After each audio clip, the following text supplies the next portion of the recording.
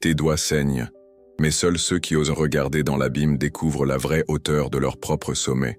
Le sang qui coule sur les roches n'est pas un signe de défaite, mais la marque de ceux qui osent s'élever au-delà des limites fixées. Ton corps implore le repos, mais une voix plus profonde en toi, indomptable, te pousse à monter. Combien de fois as-tu senti que quelque chose ne collait pas, non pas avec le monde, mais avec la façon dont on t'avait appris à le voir, comme si chaque réponse donnée était une chaîne invisible, non pas une libération? Cette inquiétude qui te réveille la nuit n'est pas l'insomnie. C'est la volonté de puissance qui te murmure que tu es fait pour plus grand. Le philosophe au marteau n'est pas venu pour réparer, mais pour briser.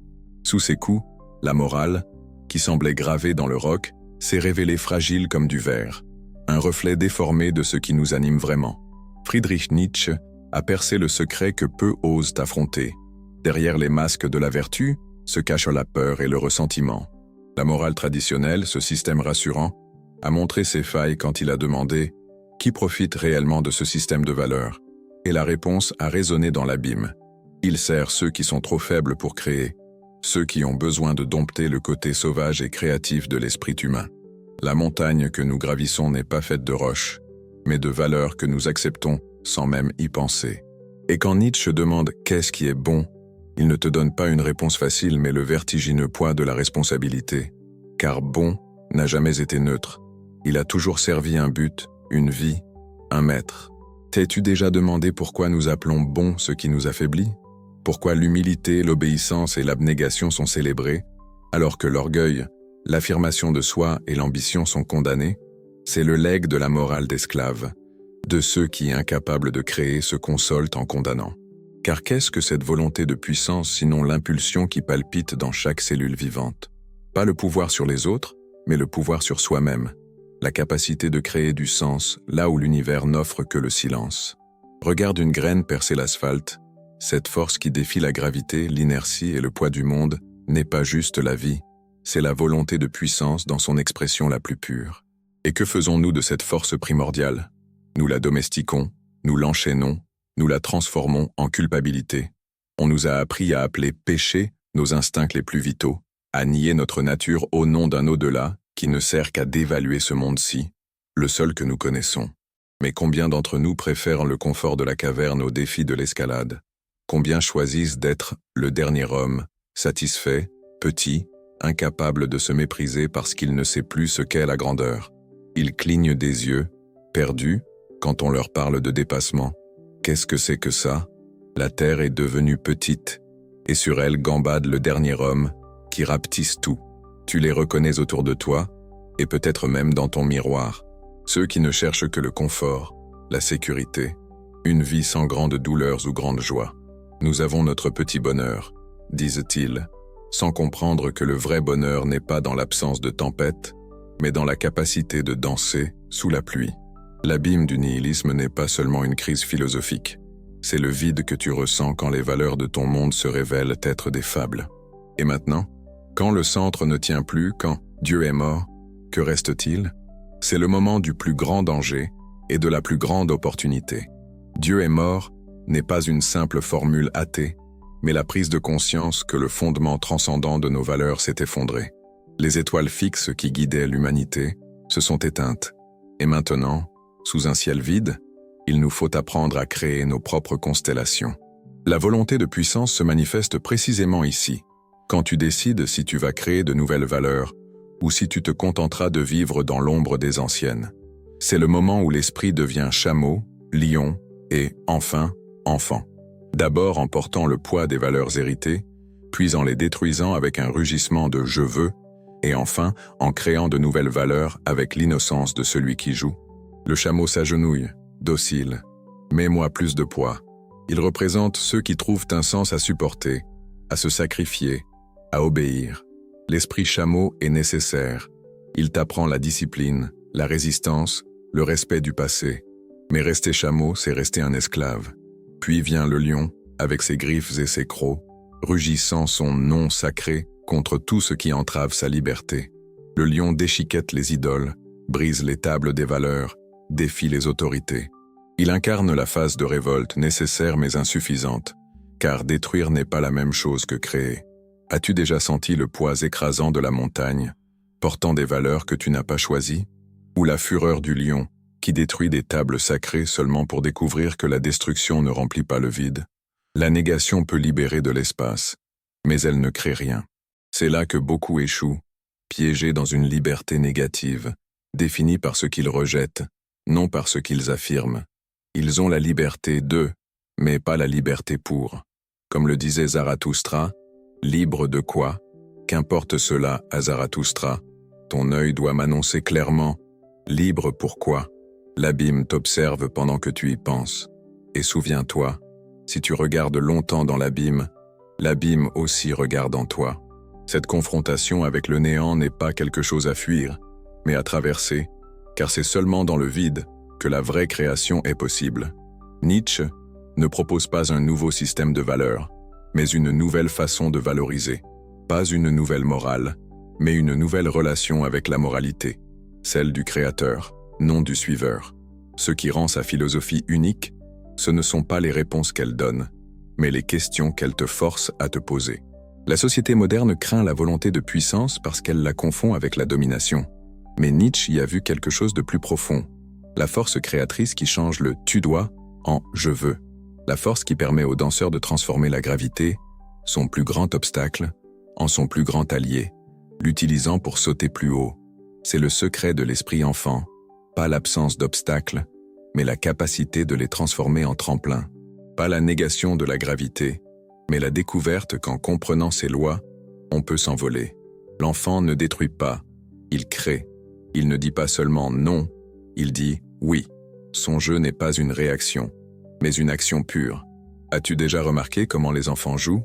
Totalement absorbés, ils créent des mondes entiers à partir de rien, donnent un sens à l'insignifiant. Ils traitent le jeu avec un sérieux profond, non par obligation, mais comme une pure expression de leur volonté. C'est cet état que Nietzsche nous invite à redécouvrir. Que deviendrions-nous si nous embrassions notre nature d'être, qui ne cherche pas seulement à survivre, mais à se dépasser constamment? Et si chaque obstacle n'était pas une souffrance à fuir, mais une résistance nécessaire pour renforcer notre volonté? Comme le muscle qui grandit seulement sous le poids, notre grandeur ne s'épanouit peut-être que face à ce qui semble vouloir nous détruire. Nietzsche nous invite à réinterpréter la souffrance, non pas comme une punition divine, mais comme une opportunité immanente de grandir. Le mal n'a pas de valeur en soi. Sa valeur dépend de ce que nous en faisons. Dans les mains du faible, il devient la justification du ressentiment. Dans les mains du fort, il devient le matériau de la création. La montagne devient plus raide. Tes muscles brûlent, tes poumons implorent de l'air. Mais à chaque pas, l'horizon s'élargit. N'est-ce pas là le sens d'être humain, ce dépassement perpétuel de soi, ce mouvement constant, non vers une fin prédéterminée, mais vers le dépassement lui-même, ce que Nietzsche a appelé « deviens ce que tu es ». Deviens ce que tu es. Cette phrase énigmatique contient le paradoxe central de sa vision. Comment devenir ce que l'on est déjà? Parce que ce que nous sommes n'est pas une identité fixe, mais un processus dynamique. Pas un être, mais un devenir. Pas un nom, mais un verbe. Le surhomme n'est pas un messie, mais un horizon qui nous invite à transcender notre condition. Pas en niant la vie, mais en l'embrassant pleinement. Il ne représente pas une nouvelle espèce, mais une nouvelle possibilité existentielle. Celle de vivre sans avoir besoin de justification transcendante, en créant des valeurs qui affirment la vie au lieu de la nier. Combien de fois as-tu été tenté de détourner le regard de l'abîme de possibilités qu'est ton existence, d'accepter des réponses toutes faites au lieu de formuler tes propres questions? C'est plus facile de suivre les cartes des autres que de créer les siennes. Plus confortable de répéter des croyances que de forger ses propres vérités. Plus sûr de marcher sur des chemins balisés que de s'aventurer dans l'inconnu. Mais et si la vraie sécurité était le courage de reconnaître qu'il n'y a pas de sécurité? Et si la vraie stabilité était la capacité de danser sur le fil du rasoir? Nietzsche ne t'offre pas un nouveau refuge, mais t'invite à une nouvelle manière de naviguer. Non pas en cherchant à éviter les tempêtes, mais en apprenant à aimer le grand large. La volonté de puissance se manifeste dans le courage de dire « oui » à la vie, avec toutes ses contradictions et ses souffrances, d'abandonner le confort des certitudes pour danser sur la corde raide au-dessus de l'abîme. C'est le sens de l'amor fati, aimer le destin, non parce qu'il est parfait, mais parce qu'il est le tien. Ne pas souhaiter que les choses soient différentes, mais souhaiter qu'elles soient exactement comme elles sont, et les transformer par cet amour. Nietzsche a vécu sa propre philosophie avec une intensité que peu oseraient. Alors que la maladie consumait son corps, que la solitude accablait son esprit et que l'incompréhension entourait son œuvre, il trouvait encore la force d'affirmer « Fui-eu qu'un viveux, non. Fui-eu qu'un souffreux, non. Fui-eu qu'un héros, non. Vita femina, io a amei. » Mais attention, ici, il n'y a pas de carte, seulement des boussoles. Et la boussole la plus fiable est celle qui pointe non pas vers des vérités éternelles, mais vers ton propre dépassement continu. En rejetant les absolus transcendants, Nietzsche ne nous jette pas dans un relativisme vide, mais nous invite à une relation plus honnête et courageuse avec nos propres perspectives. La vérité n'est pas quelque chose à découvrir, mais à créer. Il n'y a pas la vérité, seulement des interprétations, plus ou moins utiles, plus ou moins puissantes, plus ou moins affirmatives de la vie. Cela ne veut pas dire que toutes les perspectives se valent, mais que leur valeur ne réside pas dans une correspondance avec une réalité en soi, mais dans la vie qu'elles permettent ou nient. La critique nietzschéenne n'est pas une négation de la connaissance, mais une redéfinition de sa nature et de son but. La connaissance ne sert pas à nous rapprocher d'un monde vrai au-delà des apparences, mais à étendre notre pouvoir dans le seul monde qui existe. Celui-ci, ici et maintenant. La question n'est pas « est-ce vrai ?», mais « à quel genre de vie cette vérité sert-elle ?» L'éternel retour n'est pas une théorie cosmologique, mais un test existentiel. Vivrais-tu cette vie, exactement telle qu'elle est, une infinité de fois, ou y a-t-il quelque chose en elle que tu voudrais secrètement nier? Si un démon venait la nuit te murmurer que chaque moment de ta vie, chaque joie, chaque douleur, chaque triomphe, chaque échec, reviendra éternellement, exactement pareil, le « maudirais-tu ou le bénirais-tu » c'est la pierre de touche de l'affirmation de la vie. Ne pas seulement la tolérer ou l'accepter, mais la désirer dans sa répétition éternelle. Pas par masochisme ou résignation, mais parce que tu reconnais que chaque moment contient une richesse infinie, que chaque instant est irremplaçable, que chaque expérience, même la plus douloureuse, est une partie inséparable de la tapisserie que tu es. La montagne que tu escalades est la même que tes ancêtres ont escaladée et que tes descendants escaladeront. La seule différence est la façon dont tu choisis de faire le voyage. Tu peux la voir comme une punition, une épreuve ou une danse.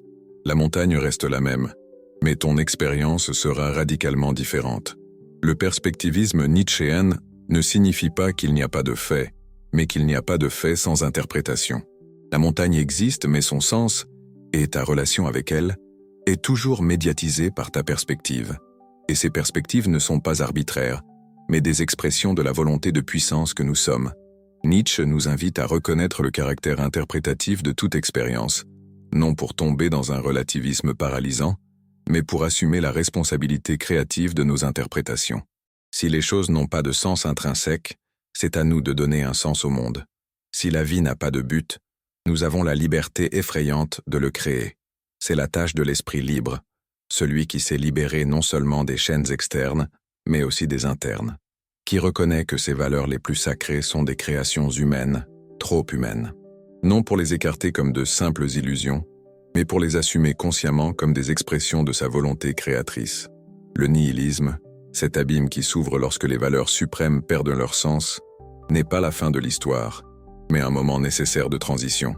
Du nihilisme passif, qui se lamente de la perte de sens, au nihilisme actif, qui célèbre l'opportunité de créer de nouveaux sens. De la mort de Dieu à la naissance du surhomme.